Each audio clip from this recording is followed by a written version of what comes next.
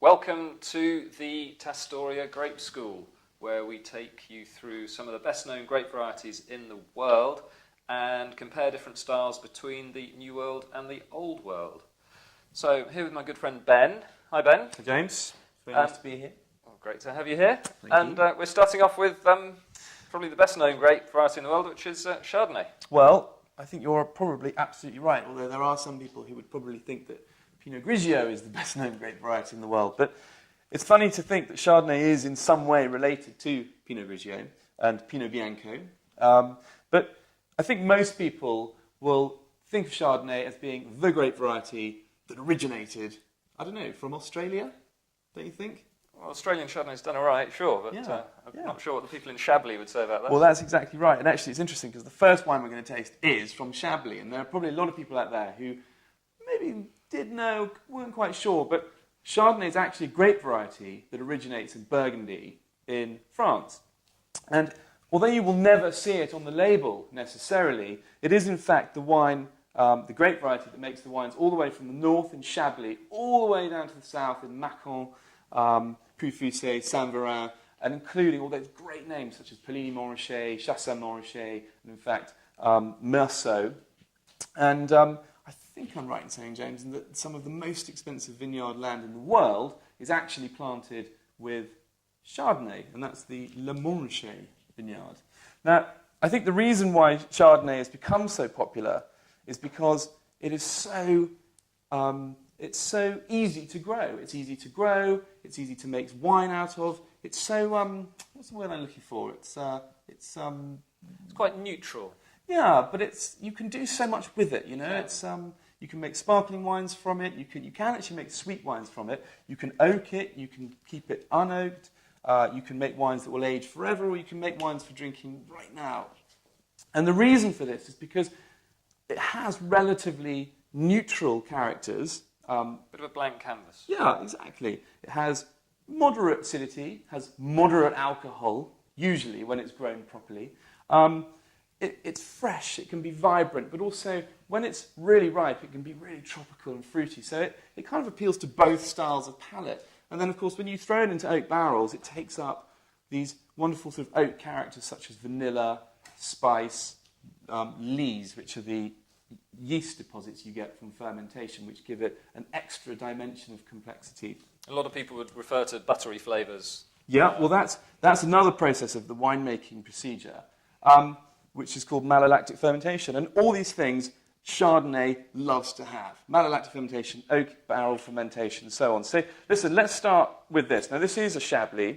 It's unoaked, and it's grown right up in the north of France, where the soil is really chalky and, in fact, made out of crushed oyster shells, believe it or not. Did you know that? I did. And it's a sort of irony, really, because this is a classic wine to have with oysters. And here you'll see unoaked Chardonnay. Quite pale. Yeah, pale in colour, pale to moderately light in colour, I think, if you really want to get into detail. But, you know, smell it. It's not hugely aromatic. It's not vibrant and spilling out of the glass, but it has these wonderful fresh apple. A little bit of limey, lemon, chalky, classic Chablis. But it doesn't screech out of you. And the thing is about Chardonnay is it very rarely offers anything more than a seri-aromatic nose. And that's really only when it gets into really big, rich, warm climate territory. As I said, here we are, cool climate. And this is what I think most people love about Chardonnay. It's got this lovely, clean, crisp, fresh, appley. And we talk about balance in wines. And in this particular wine, as a Chardonnay, it has moderate alcohol, moderate acidity, so it keeps it fresh. And the flavours that you get on the nose is apple, bit of pear, bit of melon as well. But it's minerally. They're all there on the palate as well. Actually, yeah, nice. And just a little bit of hazelnut. Do you get a little bit of green hazelnut on the finish? Struggling a bit with the hazelnut. Okay, but it's quite a complex wine. It's really delicious. It's racy, and I think that most people who like dry, unoaked wines would absolutely love this style of Chardonnay. Cool climate, no oak, fresh, clean. Absolutely right. Yeah. Classic Chablis. Now, conversely to that, here we have a New World approach to Chardonnay. Now, this comes from the McLaren Vale, which is a moderate to hot climate in South Australia. And let's just pour that in the glass there. Now, again, the colour of this wine Quite pale again. is very pale. In fact, it's paler than the Chardonnay. And if you look, it's got a sort of green tinge to it as well. Actually, it looks more. If you put the two next to each other, I'd have thought that one would have been the Chablis. Absolutely. And it's funny because Chardonnay has a very, very, very light skin colour. You don't, when you make a white wine, you press it, the juice comes out, you don't let it touch the skins at all. But here, there's been absolutely no skin contact at all. But it has been aged in oak barrique. And strangely, when you smell it, the flavours that you've got on the Chablis are there, the sort of pear, green, Granny Smith flavour. But it's really well integrated with this oak. And some grape varieties really assimilate well with oak. Some simply, like Riesling, for example, have absolutely no... If you put them in new oak, it doesn't work at all. So Chardonnay is a fantastic wine to have in your oak barrels, but not too much, because it then really completely covers the flavour. And here, you've just got the spice, the vanilla. It's like creaminess, isn't it? But it's still fresh. It's still citrus, lemon and lime. And Sorry, we have a spit bucket down there. But this is a really good example of how it's become more rich, more sort of voluminous on the palate, but it still has this lovely acidity. And when you make Chardonnay like this, they're both fantastic examples of wine made using Chardonnay that display its fantastic characters, sort of crisp green flavours, the ability to have taken a little bit more tropical fruit when it's in a warmer climate, the ability to go well with oak aging, and this lovely acidity that keeps it fresh, clean, and lively. And I think it's these two wines and the variations on the themes.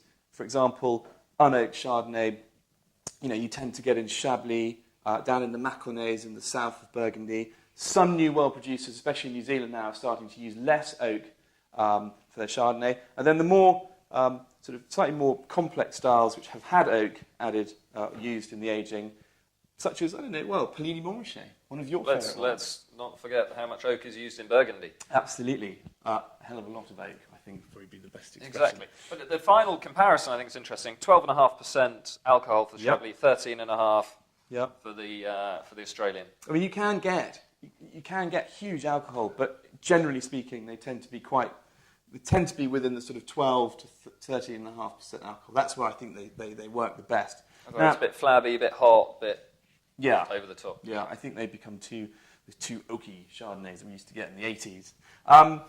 Food matches. Well, Chardonnay again. It's a universal wine. It goes well with most things. It's great with shellfish. This is particularly good with oysters, as we've already said. It's great with shellfish, crustacea, and white fish dishes like sole, plaice. It's also good with chicken, the ubiquitous chicken. What do you think about the Chardonnay with the oak in it? Richer sauces, good something a bit mushroom, creamy mushroom, pasta. Absolutely. But again, white meat dishes, veal, pork. So probably not in the red meat spectrum, but everything below that, absolutely fantastic. And quite frankly, the acidity in these wines makes it a very nice aperitif wine too. Interesting tip: Chardonnay and tomatoes, not a great match. Bit of a clash there. You don't find much Chardonnay in Italy, which obviously has a huge amount of tomato in the cuisine. So avoid tomatoes for Chardonnay. I think probably because the acidity is so bad. Other great places to find Chardonnay, really good value. Hungary, Austria, believe it or not, where the French took Chardonnay hundreds of years ago, and it seems to have set up residence there in the east of Austria.